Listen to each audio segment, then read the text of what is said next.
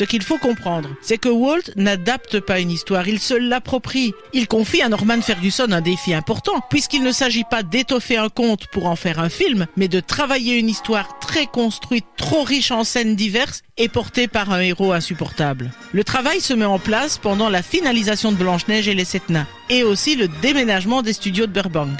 Bref, quand Walt découvre le projet, il envoie le tout à la poubelle. 6 mois de travail perdu, engloutissant la somme de $500 000.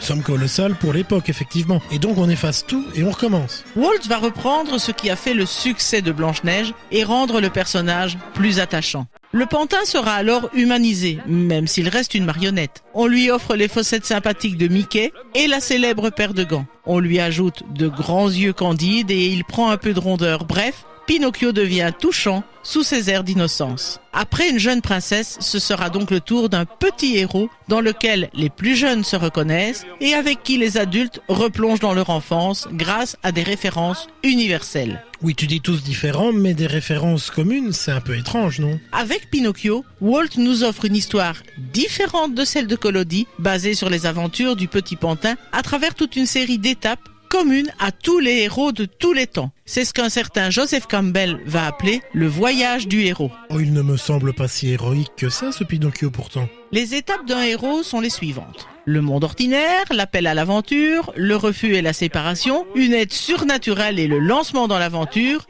l'épreuve de la caverne et le retour.